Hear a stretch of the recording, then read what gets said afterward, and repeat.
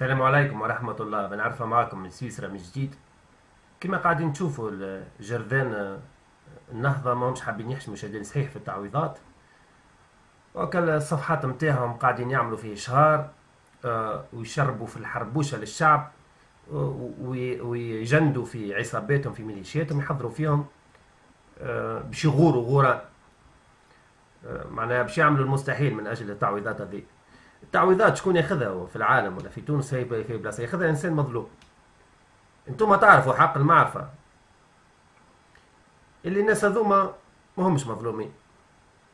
تعرفوا شكون عمل تفجيرات سوسة والمستير، وشكون عمل الفرق، وشكون عمل تشريط النساء، وشكون عمل حكاية باب السويقة وغيره، والاعتداءات في الكليات وعلى الأئمة نتاع المساجد وعلى حرس ذبحان حرس وغيره من الجرائم التاريخية اللي العالم كله يعرفها.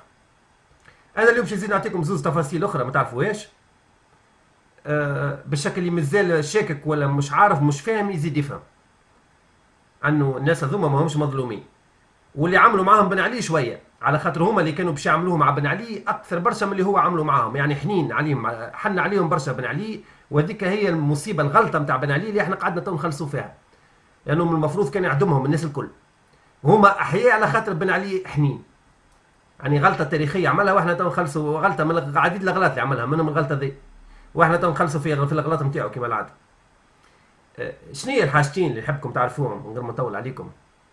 وانتم ماكم تونس عندكم هكا برشا كلي ما يعرفوا، ما عندكم ديما يخرجوا كلي بارازيت يقولوا اعطينا دليل وكما تقولوا في تونس اللي ما عنده شاهد كذاب. انا عندي شاهد هكا في اخر الفيديو باش نحط لكم مقاطع نتاع فيديوهات حكيت فيهم في سكايب مع الشاهد هذا يشهد، وشاهد معروف عالميا بالمصداقيه نتاعو، يعديوا فيه في التلفز في العربيه وفي درشنيه القنوات اللي تفرجوا فيهم انتم.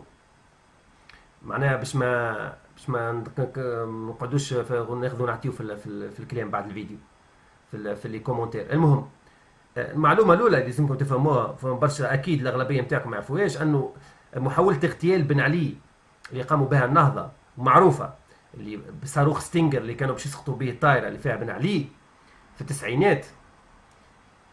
الشيء اللي لازمكم تفهموه انه الطائره ذي ماهيش طائره رئاسيه. وقتها بن علي عام 92 ولا حاجه هكا يظل ما عندوش طائره رئاسيه، كانت فول فول سيفيل، رحله مدنيه. رحله مدنيه شنو معناها؟ معناها بن علي موجود في الطياره ومعاه عدد كبير نتاع الركاب العاديين، نساء ورجال وكبار وصغار، سا ديبون قداش 200 ولا قداش من واحد. كي باش يضربها كانوا باش يضربوا هما الصاروخ، مدخلين صاروخ ستينجر متزاير، كانوا باش يحطوه في حاطينه في كات باشيه ولا شنو كاميونه باش يحطوها بحث المطار ويضربوا الطياره. وسهله خاطر صاروخ ستينجر كيما بشي صاروخ ستينجر يمشي ديريكتومون الموتور وين فما يتبع كيفاش يقولوا السخانه ولا شيء، يمشي الموتور. معناها سهله الحكايه. كيفاش شدوهم بصبه، جات صبه، ما كانش راهي صارت المصيبه. علاش مصيبه؟ كانوا باش يموتوا مئات الاشخاص اللي في الطياره، شا ديبون قداش، واللي كان تحت الطياره على منطقه سكنيه.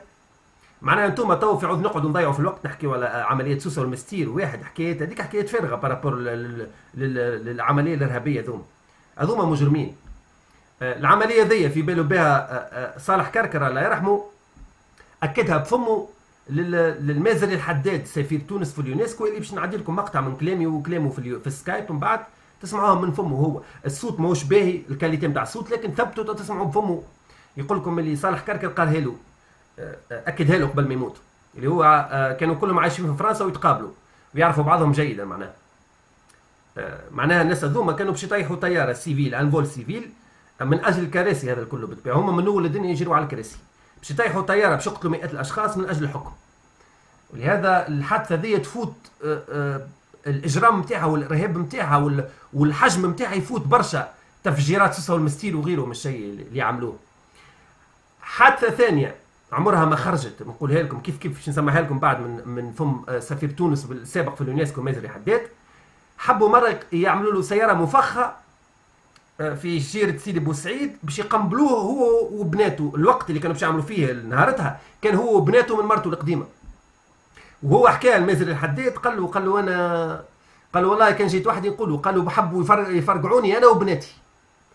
معناها كي انسان يحاولوا يقتلوك مرتين بالشفه هذه وبالبشاعه هذه وبالاجرام هذايا، انا والله نقول بن علي حنين برشا، احن من اللازم.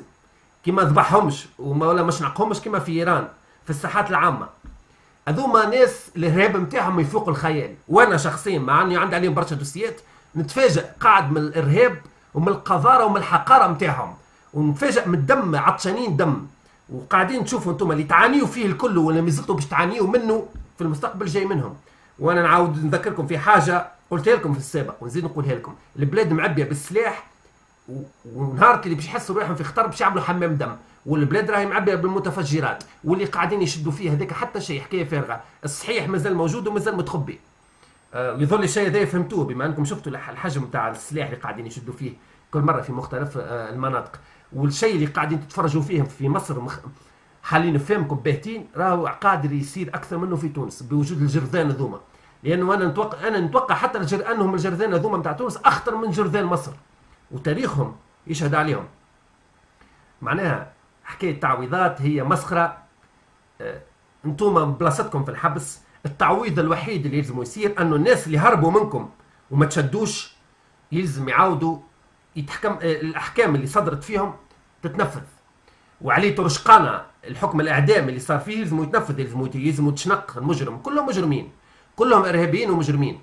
ويجيبوا اليوم حمله اكبس واعمل اعتصام. اعتصام شنية؟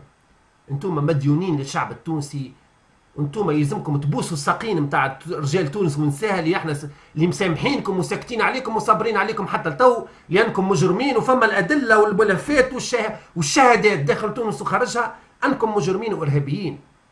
انتم معجزه انكم حتى اليوم ما زلتوا ما تحاسبتوش على الارهاب نتاعكم وتزيدوا تطلبوا في تعويضات. انا التعويضات وصم الطعار على تونس وعلى شعب تونس. كان الجرذان الارهابيين هذوما ياخذوا مليم من الميزانيه التونسيه ولا من فلوس تونس. قال شنو هي تعويضات؟ انتم مذنبين، واللي صار فيكم شويه كان لازم يصير اكثر من هكا على خاطركم ارهابيين ومجرمين، والعالم كله فهم الحقاره والقذاره نتاعكم. حتى كندا ما نظموش الانتخابات على التراب نتاعهم على خاطركم ارهابيين. لهذا احشموا، ما عادش تبدوا عليها حكايه التعويضات يا جرذان، على خاطر ماضيكم ودوسياتكم موجوده وفما شهود داخل البلاد وخارجها، واحنا باش نكون لكم بالمرصاد وفضايحكم ديما عندنا يا جرذان الناتو. توا باش نعدي لكم المقاطع نتاع مازن الحداد سفير تونس السابق في اليونسكو باش تسمعوا من فمه التاكيد على ذاك الكلام اللي قلته لكم. في انتظار الفيديو الجاي على الجرذ الاكبر نتاع قناه حنا بعل، شو اسمه هذاك نسيت اسمه. المهم الفضايح ما زالت موجوده والفضايح مش باش توفى. اوكي شكرا، السلام عليكم. تخرج لأول مرة تفاصيل على عمليات لازم نسميها إرهابية، محاولة اغتيال كانت باش تكون النتائج نتاعها كارثية. نعطي مثال للشعب التونسي مش فاهم التفاصيل نتاعو، محاولة اسقاط الطائرة الرئاسية. هذا شنو فاهم الشعب؟ الطائرة الرئاسية قتل معناها اغتيال زين عابدين بن علي، اسقاط الطائرة بصاروخ ستينجر. في الوقت هذاك زين العابدين حسب المعطيات في الوقت هذاك زين العابدين بن علي ما عندوش طائره خاصه، يعني كانت رحله مدنيه.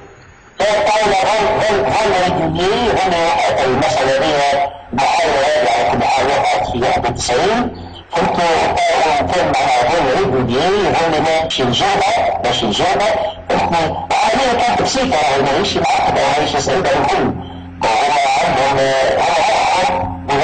هم يخدم في العمليات من نوع هذا، فهمتني؟ البلديين مجاهدين. اذا المستنتج على الجزائر حسب ما نعلم وقت مستنتج عليها صغيره مش كبيره مستنتج، فهمتني؟ رد طالب يعني كيف تسيبه يتبع السيد نتاعو يمشي يعني الطائرة المدنية باش يكون فيها الفيل واللي معاه وباش يكون فيها مسافرين عاديين. المسافرين عاديين. أنا يقدر فيها الطائرة على منطقة سكنية تكون فيها حياة كذلك. يعني عدد الضحايا كان لازم يكون مرتفع بالعشرات ولا حتى بالمئات، مش بالعشرات أكيد، باش كان يكون أكثر من 100. حسب العشرات على كل حال ما قاش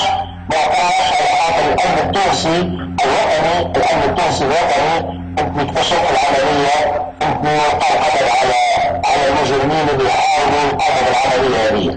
أنت قلت لي اللي صالح كركر الله يرحمه أكد لك بفمه أنهم هم اللي قاموا بها العملية. بالضبط.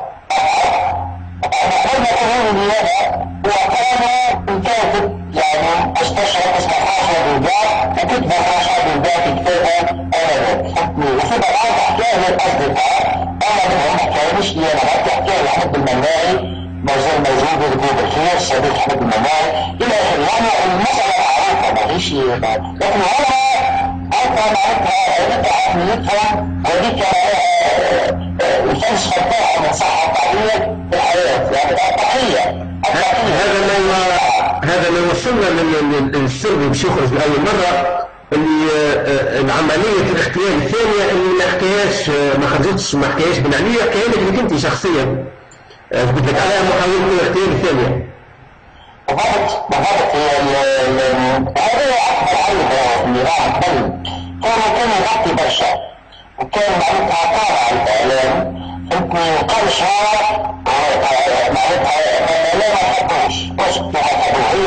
هي الحكايه العمليه تاع ستنجر انا حضر عليها كانت مسألة فهمتني حضر عليها لما كنت تكتب على عمليه جوده فيما بعد فهمتني في 2012 اظن